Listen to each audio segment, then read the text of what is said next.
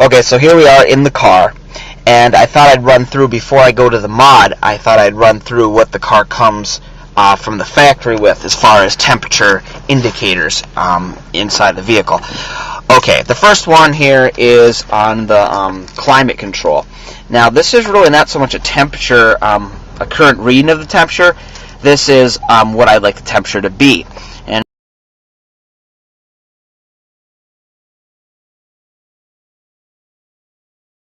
now, for outside, if you have in my car, like most modern cars now with these little trip computers, that's this part here. Okay, it has a little reading for the outside temperature, being 68 Fahrenheit.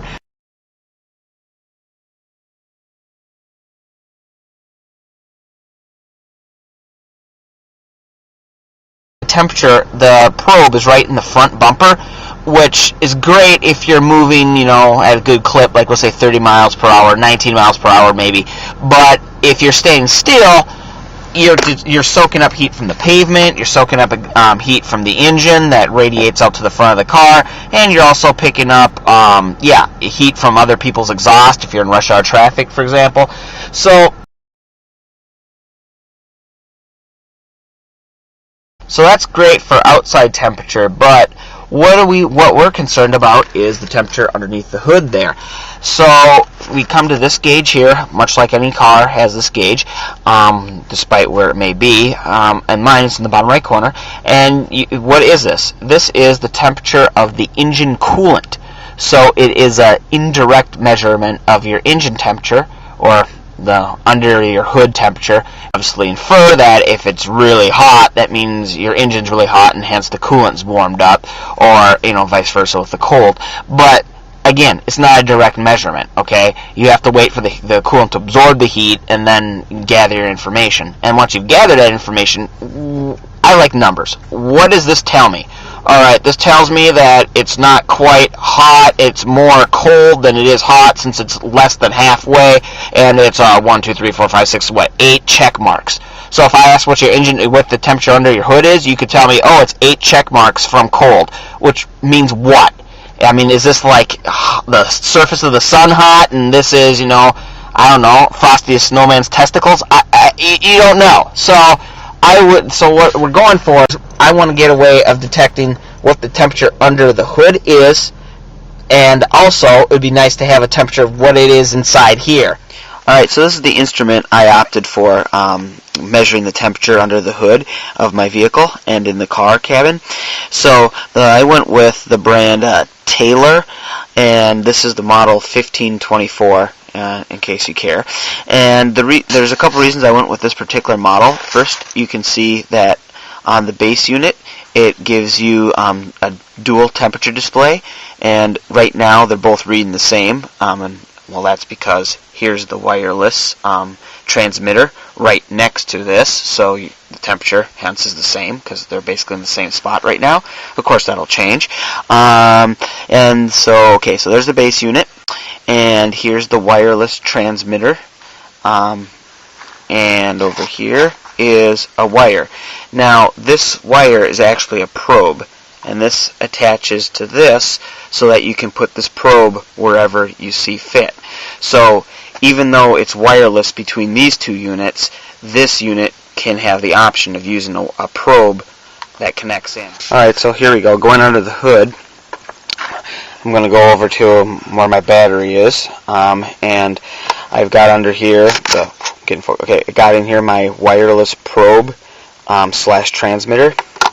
I got the probe extension wire, and if you look under here, you can see I have the Optima spiral cell battery, and not only is it a better battery, but it's also smaller than the OEM one. So once you get the battery tied down, if you opted to keep this battery tray, that's what this thing here is, and you can see it kind of makes like a little square where the old battery used to go.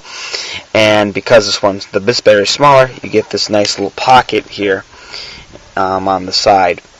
And that just happens to be about perfect size for this sensor or transmitter. So what I'm going to do is I'm going to go ahead and basically put it in this pocket. I can just kind of demo it real quick here. So you put it in there, and it's pretty, and you push it down, and that limits some of the motion.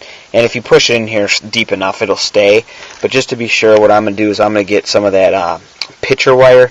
Of course, you could use something else, but that thin wire used to mount like pitchers on walls. What I'm going to do is I'm going to go ahead, open up this little thing here, right?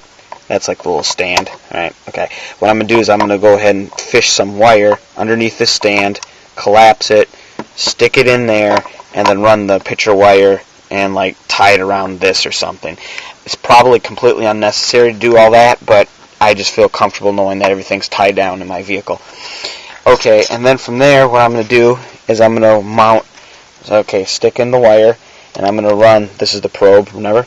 I'm going to, the probe wire, I'm going to run this wire out, and I'm thinking I'm going to probably put this little guy here, he's like a little nub, that's where the actual probe is, and I'm going to probably stick him, I don't know, maybe around my throttle body, or, I don't know, somewhere, maybe, I don't know if I want to get too far underneath here is the intake manifold.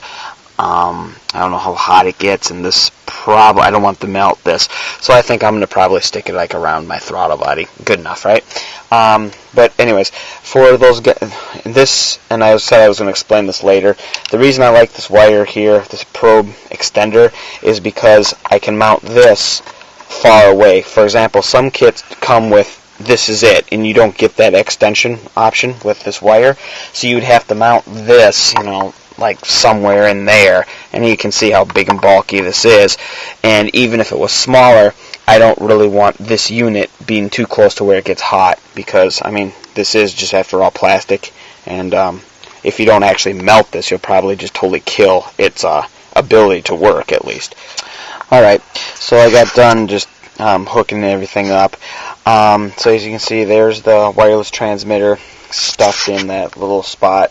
Causes, with the wire that I used, you can see the stand for the transmitter is kind of poking out a little bit, which kind of made it a tad bit fatter, so the battery tray, swells out a little bit, but not bad. Plus with the color, it kind of matches that, so it doesn't look too aesthetically bad. This wire here, yeah, I actually probably in hindsight recommend something that doesn't conduct electricity.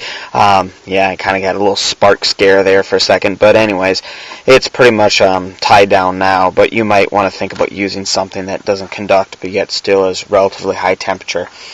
Then going up here, as far as the wire probe, I have the ball wire, because you can see tucked there, that's the extra length, just coiled up.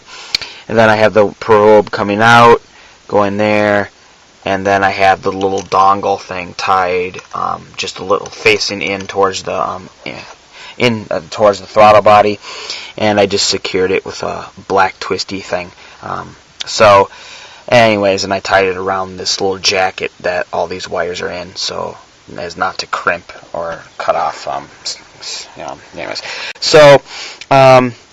I suppose this would, where you mount this would be probably for those guys that are using those short RAM intakes. You might want to hang this little dongle right over where the filter or something like that. Alright, so here we are in the car. I've been doing highway driving and some street driving as well, or side street driving, and you can see that we have 79.3 inside the cabin, and you just saw it. So it was 145, was it, something? And then it went over to HHH. That's actually, I'm glad, that's great that happened just when I was filming this, because that is the upper limit. So you can see